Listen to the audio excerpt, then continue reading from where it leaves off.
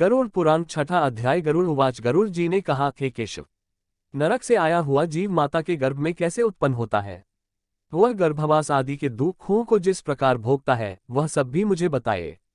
विष्णुरुवाच। भगवान विष्णु ने कहा, स्त्री और पुरुष के संयोग से जैसे मनुष्य की उत्पत्ति होती है उसे मैं तुम्हें कहूंगा।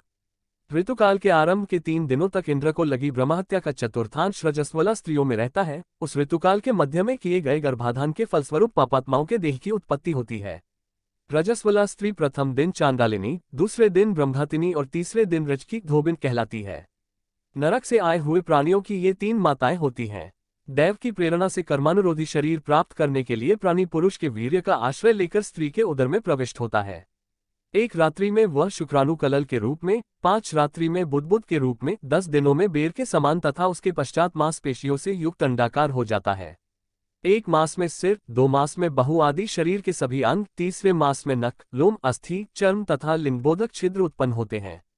चौथे मास में रस, रक्त, मांस, मेदा, अस्थि, मज्जा और शुक्र ये 7 धातुएं तथा 5वें मास में भूख प्यास पैदा होती है। छठे मास में जरायु में लिपटा हुआ वह जीव माता की दाहिनी कोख में घूमता है और माता के द्वारा खाए पिए अन्नादि से बड़े हुए धातुओं वाला वह जंतु विष्ठामूत्र के दुर्गंधयुक्त गड्ढेरूप गर्भाशय में सोता है। वहां गर्भस्थ क्षुधित कृमियों के द्वारा उसके सुकुमार अंग प्रतिक्षण बार बार काटे जाते हैं, जिससे अत्यधिक क्लेश होने के कारण वह जीव मूर्छित हो जाता है। माता के द्वारा खाए हुए कड़वे, तीखे, गरम, नमकीन, रूखे तथा खट्टे पदार्थों के अति उद्वेजक संस्पर्श से उसे समूचे अंग में वेदना होती है और जरायु अर्थात झिल्ली से लिपटा हुआ वह जीव आंतों द्वारा बाहर से ढका रहता है। उसकी पीठ और गर्दन कुंडलाकार रहती है। इस प्रकार अपने अंगों से चेष्टा करने में असमर्थ होकर भी वह जीव पिंजरे में स्थित पक्षी की भांति माता की कुक्षी में अपने सिर को दबाए हुए पड़ा रहता है। भगवान की कृपा से अपने सैकड़ों जन्मों के कर्मों का स्मरण करता हुआ वह गर्भस्थ जीव लंबी श्वास लेता है। ऐसी स्थिति में भला उसे कौन सा सुख प्राप्त हो सकता है? मांस, मज्जा आदि 7 धातुओं के आवरण में आवृत वह ऋषिकल्प जीव भयभीत होकर हाथ जोड़कर विकलवाणी से उन भगवान की स्तुति करता है जिन्होंने उसको माता के उदर में डाला है। 7वें महीने के आरंभ से ही सभी जन्मों के कर्मों का ज्ञान हो जाने पर भी गर्भस्थ प्रसूति वायु के द्वारा चालित होकर वह विष्ठा में उत्पन्न सहोदर उसी पेट में उत्पन्न अन्य कीड़े की भांति एक स्थान पर ठहर नहीं पाता। जीव उवाच। जीव कहता है, मैं लक्ष्मी के पति, जगत के आधार, अशुभ का नाश करने वाले तथा शरण में आए हुए जीवों के प्रति वात्सल्य रखने वाले भगवान विष्णु की शरण में जाता हूँ। हे नाथ, आपकी माया से मोहित होकर मैं देह में अहम भाव तथा पुत्र और पत्नी आदि में ममत्व भाव के अभिमान से जन्म मरण के चक्कर में फंसा हूँ। मैंने अपने परिजनों के उद्देश्य से शुभ और अशुभ कर्म किए, किंतु अब मैं उन कर्मों के कारण अकेला जल रहा हूँ। उन कर्मों के फल भोगने वाले पुत्र कलत्रादि अलग हो गए। यदि इस गर्भ से निकलकर मैं बाहर आऊं तो फिर आपके चरणों का स्मरण करूंगा और ऐसा उपाय करूंगा जिससे मुक्ति प्राप्त कर लूं।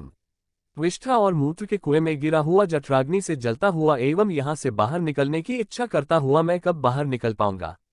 जिस दीनदयाल परमात्मा ने मुझे इस प्रकार का विशेष ज्ञान दिया है, मैं उन्हीं की शरण ग्रहण करता हूं जिससे मुझे पुनः संसार के चक्कर में न आना पड़े। अथवा मैं माता के गर्भगृह से कभी भी बाहर जाने की इच्छा नहीं करता, क्योंकि बाहर जाने पर पाप कर्मों से पुनः मेरी दुर्गति हो जाएगी। इसलिए यहाँ बहुत दुख की स्थिति में रहकर भी मैं खेदरहित होकर आपके चरणों का आश्रय लेकर संसार से अपना उद्धार कर लूंगा। श्री भगवानुवाच। श्री भगवान बोले, इस प्रकार की बुद्धि वाले एवं स्तुति करते हुए 10 मास के ऋषिकल्प उस जीव को प्रसूति वायु प्रसव के लिए तुरंत नीचे की ओर धकेलता है। प्रसूति मार्ग के द्वारा नीचे सिर करके सहसा गिराया गया वह आतुर जीव अत्यंत कठिनाई से बाहर निकलता है और उस समय वह श्वास नहीं ले पाता है तथा उसकी स्मृति भी नष्ट हो जाती है। पृथ्वी पर विष्ठा और मूत्र के बीच गिरा हुआ वह जीव मल में उत्पन्न कीड़े की भांति चेष्टा करता है और विपरीत गति प्राप्त करके ज्ञान नष्ट हो जाने के कारण अत्यधिक रुदन करने लगता है।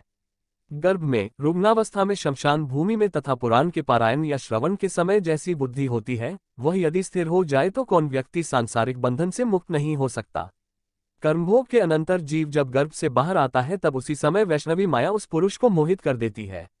उस समय माया के स्पर्श से वह जीव विवश होकर कुछ बोल नहीं पाता, प्रत्युत शैशवादी अवस्थाओं में होने वाले दुखों को पराधीन की भांति भोगता है। उसका पोषण करने वाले लोग उसकी स्थिति इच्छा को जान नहीं पाते, अतः प्रत्याख्यान करने में असमर्थ होने के कारण वह विपरीत अर्थात विपरीत स्थिति को प्राप्त हो जाता है। स्वदज जीवों से दूषित तथा विष्ठामूत्र से अपवित्र शैया पर सुलाए जाने के कारण अपने अंगों को खुजलाने में, आसन से उठने में तथा अन्य चेष्टाओं को करने में वह असमर्थ रहता है। जैसे एक कृमि दूसरे कृमि को काटता है, उसी प्रकार ज्ञान शून्य और रोते हुए उस शिशु की कोमल त्वचा को डांस, मच्छर और खटमल आदि जंतु व्यथित करते हैं। इस प्रकार शैशवावस्था का दुख भोगकर वह पौगंडावस्था में भी दुख ही भोगता है। तदनंतर युवावस्था प्राप्त होने पर आसुरी संपत्ति, दंभ, घमंड और अभिमान तथा क्रोध, कठोरता तथा अज्ञान, ये सब आसुरी संपदा लेकर उत्पन्न हुए पुरुष के लक्षण हैं, को प्राप्त करता है। तब वह दुर्व्यसनों में आसक्त होकर नीच पुरुषों के साथ संबंध बनाता है और वह कामलंपट प्राणी शास्त्र तथा सत्पुरुषों से द्वेष करता है। भगवान की माया रूपी स्त्री को देखकर वह अजितेंद्रिय पुरुष उसकी भावभंगिमा से प्रलोभित होकर महामोहरूप अंधतम में उसी प्रकार गिर पड़ता है जिस प्रकार अग्नि में पतंगा, हिरण, हाथी, पतंगा, भौरा और मछली, ये पांचों क्रमशः शब्द, स्पर्श, रूप, गंध तथा रस, इन 5 विषयों में एक एक में आसक्ति होने के कारण ही मारे जाते हैं। फिर एक प्रमादी व्यक्ति जो 5 इंद्रियों से 5 विषयों का भोग करता है, वह क्यों नहीं मारा जाएगा? अभीप्सित वस्तु की अप्राप्ति की स्थिति में अज्ञान के कारण ही क्रोध हो आता है और शोक को प्राप्त व्यक्ति देह के साथ ही बढ़ने वाले अभिमान तथा क्रोध के कारण वह कामी व्यक्ति स्वयं अपने नाश हेतु दूसरे कामी से शत्रुता कर लेता है। इस प्रकार अधिक बलशाली अन्य कामीजनों के द्वारा वह वैसे ही मारा जाता है जैसे किसी बलवान हाथी से दूसरा हाथी। इस प्रकार जो मूर्ख अत्यंत दुर्लभ मानव जीवन को विषयासक्ति के कारण व्यर्थ में नष्ट कर लेता है, उससे बढ़कर पापी और कौन होगा? सैकड़ों योनियों को पार करके पृथ्वी पर दुर्लभ मानव योनि प्राप्त होती है। मानव शरीर प्राप्त होने पर भी द्विजत्व की प्राप्ति उससे भी अधिक दुर्लभ है। अतिदुर्लभ द्विजत्व को प्राप्त कर जो व्यक्ति द्विजत्व की रक्षा के लिए अपेक्षित धर्म कर्मानुष्ठान नहीं करता, केवल इंद्रियों की तृप्ति में ही प्रयत्नशील रहता है, उसके हाथ में आया हुआ अमृत स्वरूप वह अवसर उसके प्रमाद से नष्ट हो जाता है। इसके बाद वृद्धावस्था को प्राप्त करके महान व्याधियों से व्याकुल होकर मृत्यु को प्राप्त करके वह पूर्ववत महान दुःखपूर्ण नरक में जाता है। इस प्रकार जन्म मरण के हेतुभूत कर्मपाशों से बंधे हुए वे पापी मेरी माया से विमोहित होकर कभी भी वैराग्य को प्राप्त नहीं करते। हे तार्क्ष्य, इस प्रकार मैंने तुम्हें अंत्येष्टि कर्म से हीन पापियों की नरक गति बताए, अब आगे और क्या सुनना चाहते हो? इस प्रकार गरुड़ पुराण के अंतर्गत सारोधार में पापजन्मादि दुःख निरूपण नामक 6ठा अध्याय पूर्ण हुआ।